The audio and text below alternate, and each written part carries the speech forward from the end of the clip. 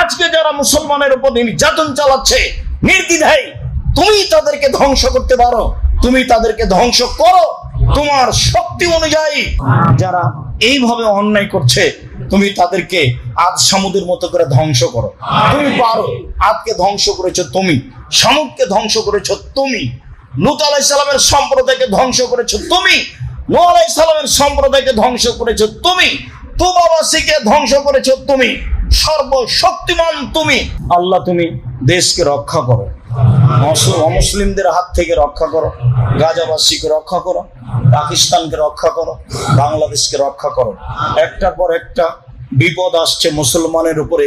তুমি দেখতে পাচ্ছ আমরা ইচ্ছা করলে কিছু করতে পারি না, আমরা স্বাভাবিক সাধারণ মানুষ। তুমি সর্বশক্তিমান, তুমি সবকিছু করতে পারো, তোমার ক্ষমতাকে আমরা বিশ্বাস করি। আমরা মুসলিম, আমরা তোমাকে বিশ্বাস করি, তোমার ক্ষমতাকে বিশ্বাস করি, তোমাকে লা শারিক বলে জানি। তুমি তোমার ক্ষমতা দিয়ে এসব অসহায় দেশগুলিকে রক্ষা করো, অসহায় মানুষগুলিকে রক্ষা করো। তুমি আমাদের এই দাবি, এই দাওয়া, এই দোয়া তুমি কবুল করো। আমরা 30 জন মানুষ লাখম সম্প্রদায়ের এবং জোজাম সম্প্রদায়ের একটি বড় নৌকা স্টিমারে উঠেছিলাম।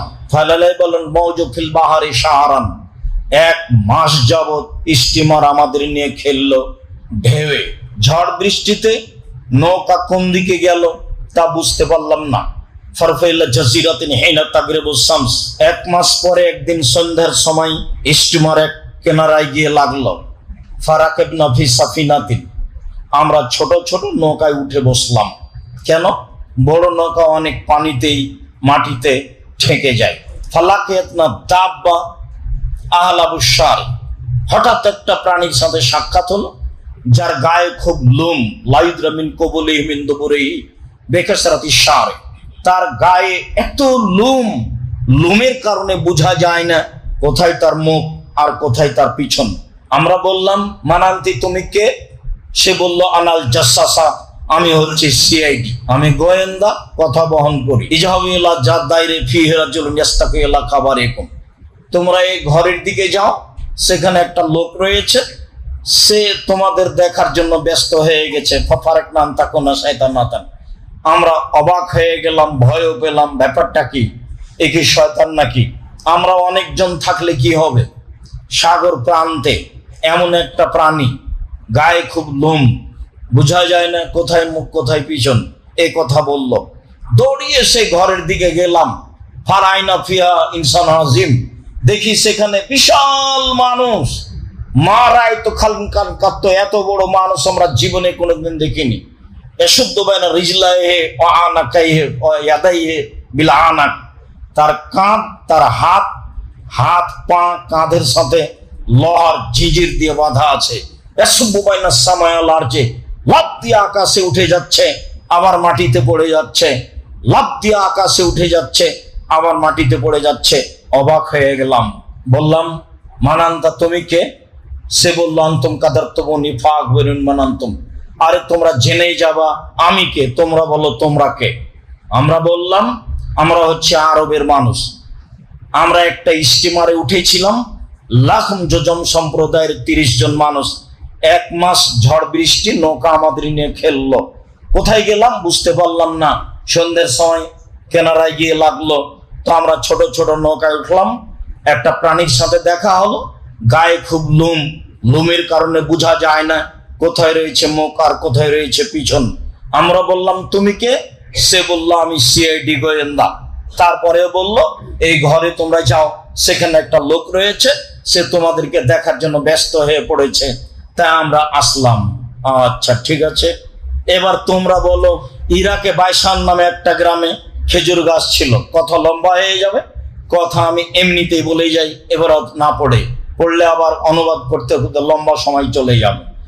তো বলো দেখি সেখানে বাইসান নামক গ্রামে যে খেজুর গাছটা ছিল, খেজুর গাছে খেজুর হয় কিনা? বলা হ্যাঁ বেশ খেজুর হয়।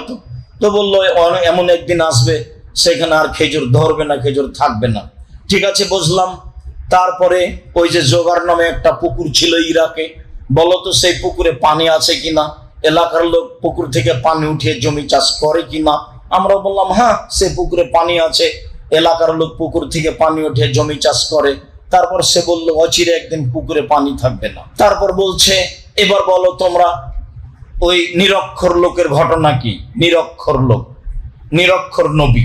আমাদের নবী ছিলেন নিরক্ষর, কোনটা আলিফ, কোনটা বা, কোনটা গাইন, কোনটা আপ, এটা চিনতেন না। নিরক্ষর নবী। পৃথিবীতে কোনো মানুষ তার শিক্ষক নেই, শিক্ষক আল্লাহ, মাধ্যম জিবরাইল আলাইহিস সালাম। তাই তিনি অক্ষর চিনতেন না। বলো দেখি তোমরা নিরক্ষর মানুষের খবর কি? হ্যাঁ, নিরক্ষর মানুষ মক্কা থেকে মদিনায় পালিয়ে গেছে। ও, মক্কা থেকে মদিনায় পালিয়ে গেছে। বলো দেখি তার অবস্থা কি? বলে তার অবস্থা এখন বালতি। বালতি মানে?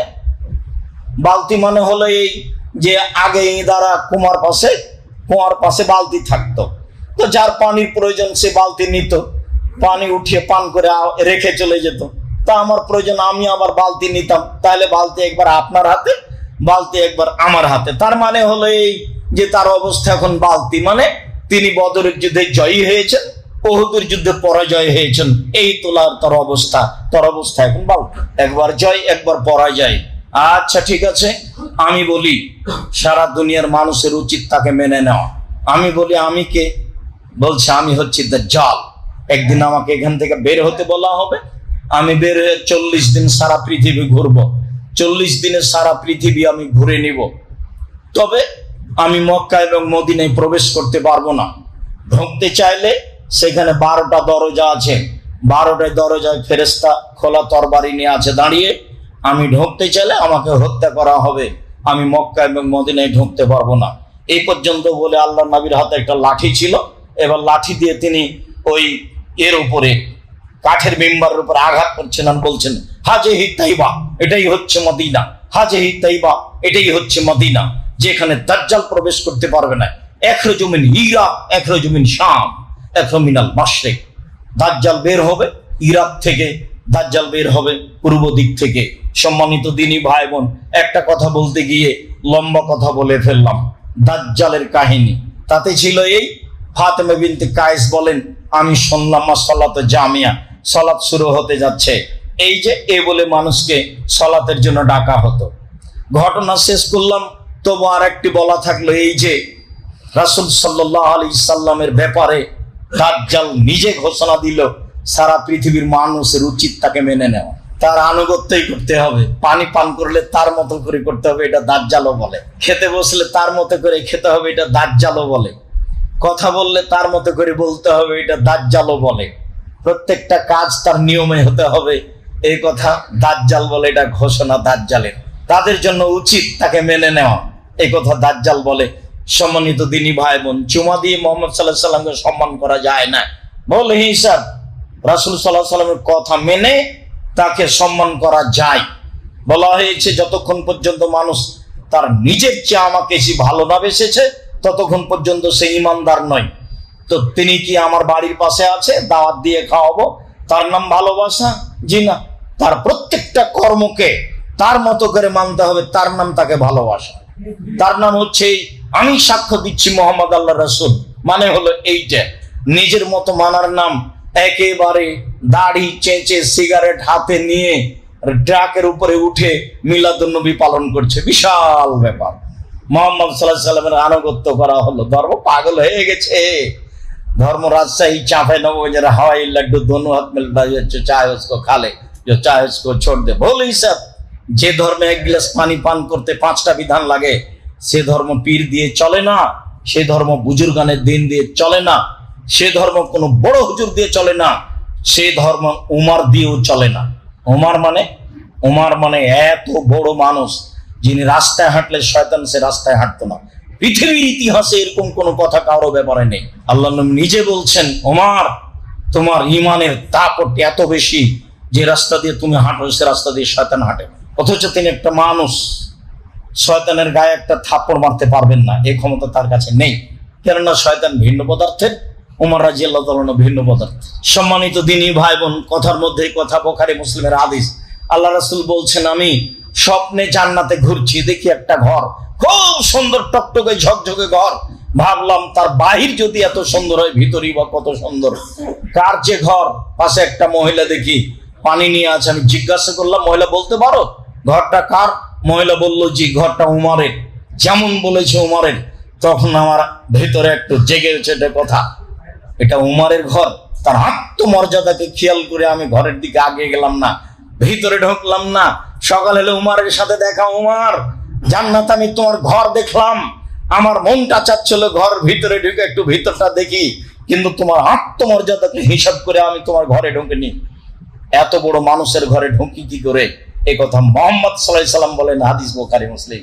তার নাম উমার। উমর রাদিয়াল্লাহু তাআলা আনহু যদি কোনো কথা বলেন, সেই কথা যদি রাসূলের না হয় তাহলে সেটা বাতিল বলে গণ্য হবে। পীর সাহেব তো বহু দূরের কথা, বুজুর্গানে দিন তো বহু দূরের কথা। মানুষের ভালোবাসা দিয়ে ধর্ম চলে না। মানুষের ভালোবাসা মানে সম্মান দিয়ে কথা বলবেন, কথা শেষ। মানুষের ভালোবাসা মানে মানুষকে অপমান করবেন না, কথা শেষ। ভালোবাসা মানে মুহাম্মদ সাল্লাল্লাহু আলাইহি সাল্লামকে ভালোবাসতে হবে। মুহাম্মদ সাল্লাল্লাহু আলাইহি সাল্লামকে ভালোবাসা মানে কর্ম কথা তার নীতিতে হবে, তারই নাম তাকে ভালোবাসা। পৃথিবীর সকল দিনই ভাই বোনদের জন্য একই কথা। মুহাম্মদ সাল্লাল্লাহু আলাইহি সাল্লাম এসেছিলেন মানুষকে জীবিকা নির্বাহ করতে হবে তার পদ্ধতিতে, এই জন্য সম্মানিত দিনী ভাই বোন। বলছিলাম আজানের ইতিহাস যা পূর্বে ছিল। আনাস রাদিয়াল্লাহু তাআলা আনহু বলেন, যাকারুন নারা ওয়ান নাকুশা, আজান দিব বলে একটা বৈঠক সাহাবীগণের হলো। বৈঠকে সাহাবীগণ আলোচনায় বললেন, এক কাজ করা হোক, আগুন জ্বালানো হোক, আগুনটা জোরে জ্বলে উঠবে, আশেপাশের লোক দেখবে, চলো সলাতে যাই, টাইম হয়েছে।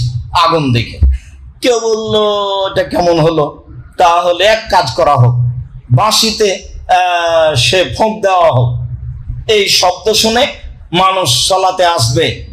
এগুলো আলোচনার পর্যায়ে এক পর্যায়ে বলা বলি হলো, এগুলো হবে না একটাও। কেন?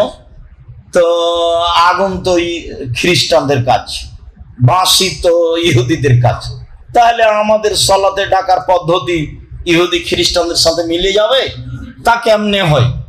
এইটুকু বলার পরে ফাউমেরা বেলালুন, বেলালকে আদেশ দেওয়া হলো। মানে যায়েদ ইবনে আব্দুর রাব্বিহি স্বপ্নে দেখেছিলেন, উনি স্বপ্নে দেখছেন যে একটা লোক একটা বাঁশি সিংহা, একটা বাঁশি ঘাড়ে করে নিয়ে চলে যাচ্ছে। তো যায়েদ ইবনে আব্দুর রাব্বিহি বলছেন, এটা একটু দেন না, বিক্রি করেন না। বলে কি করবেন? আমরা সলাতের জন্য এটা দিয়ে ডাকবো মানুষকে। এটা নিবেন, এর চেয়ে ভালো বলে দিই কি? হ্যাঁ বলেন তো, সেটা কি? তো আজান বলে দিলেন। তো ঘুম থেকে উঠে তাড়াহুড়া করে রাসূলের কাছে যাচ্ছে। তা আল্লাহ রাসূল বেলালকে বলছেন, বেলাল আজান দাও। তো উমর রাদিয়াল্লাহু তাআলা শুনে খুব দৌড়িয়ে আসছেন। আল্লাহ রাসূল কি ঘটনা? এইভাবে আজান মানে আমিও স্বপ্নে দেখেছি আজান। হ্যাঁ ঠিক আছে, তোমাদের স্বপ্ন সত্য, বেলাল আজান দাও। ফাউমেরা বেলালুন আই ইয়াশফাল আজানা। তা আল্লাহর নবী বেলালকে আদেশ করলেন, ডবল ডবল দুইবার করে আজান দিবে। একামা মাররাতা ইউতরেল একামা, একবার করে একামাত দিবে। হাদিস বুখারী মুসলিম। যদিও ভারত বাংলাদেশ পাকিস্তানের শতকরা 95টা মসজিদেই ডবল ডবল আজান, ডবল ডবল একামাত। অত্র বুখারী মুসলিমের হাদিসে প্রমাণ হয় যে ডবল আজান আর একবার করে একামাত। আব্দুল্লাহ ইবনে উমর রাদিয়াল্লাহু তাআলা আনহু বলেন, কানা আযান আলা আহাদি রাসূলিল্লাহ সাল্লাল্লাহু আলাইহি ওয়াসাল্লাম মাররাতাইন। রাসূলের যুগে আজান ছিল দুবার করে, অল একামা মাররা, আর একামাত ছিল একবার করে। একাধিক হাদিস এ ব্যাপারে রয়েছে। আবু মাহাজুরা রাদিয়াল্লাহু তাআলা আনহু বলেন, আন্না রাসূলুল্লাহ সাল্লাল্লাহু আলাইহি ওয়াসাল্লামুল আযানা 19 কালিমা ওয়াল ইকামা 17 কালিমা।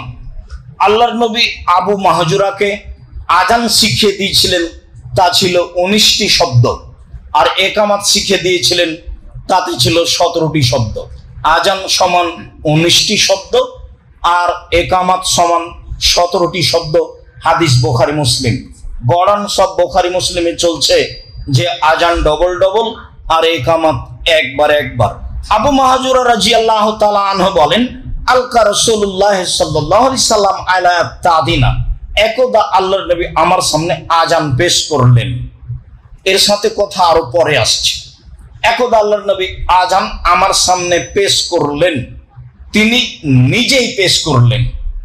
তিনি বললেন, আবু মাহাজুরা কুল, বলো আল্লাহু আকবার, আল্লাহ সবচেয়ে বড়, আল্লাহু আকবার, আল্লাহ সবচেয়ে বড়, আল্লাহু আকবার, আল্লাহ সবচেয়ে বড়, আল্লাহু আকবার, আল্লাহ সবচেয়ে বড়।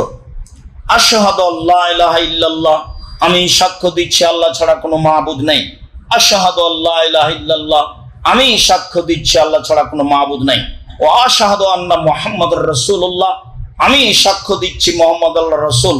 ও আশহাদু আন্না মুহাম্মাদুর রাসূলুল্লাহ, আমি সাক্ষ্য দিচ্ছি মুহাম্মদ আল্লাহর রাসূল।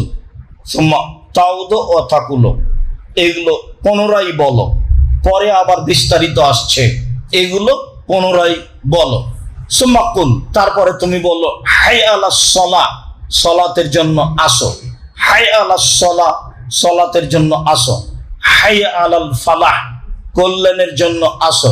হাইয়া আলাল ফালাহ, সফলতার জন্য আসো। তারপরে তুমি বলো আল্লাহু আকবার, আল্লাহু আকবার, আল্লাহ সবচেয়ে বড়, আল্লাহ সবচেয়ে বড়, লা ইলাহা ইল্লাল্লাহ, আল্লাহ ছাড়া কোনো মাবুদ নাই। বুখারী মুসলিম। আজানের শব্দগুলি দেখছিলাম।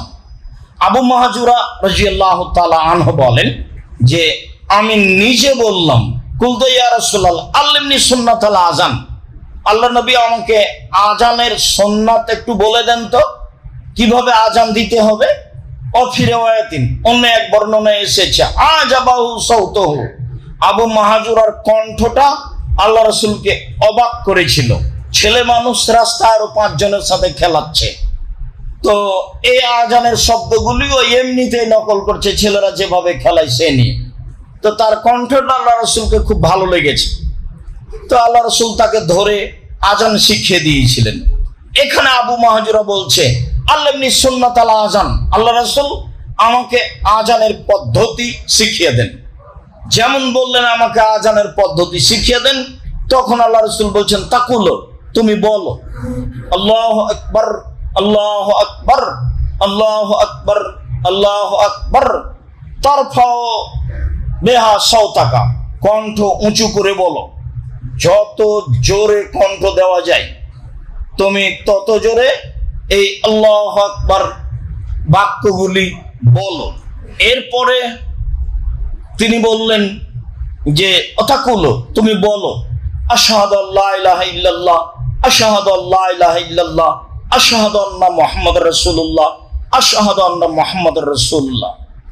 তাকফিজু বিহা সাওতাকা, কণ্ঠ নিচু করে ধীরে বলো। সুম্মা তারফাউ বিহা সাওতাক আও বিশাহাদাত, এবার খুব জোরে বলো শাহাদাত। তাহলে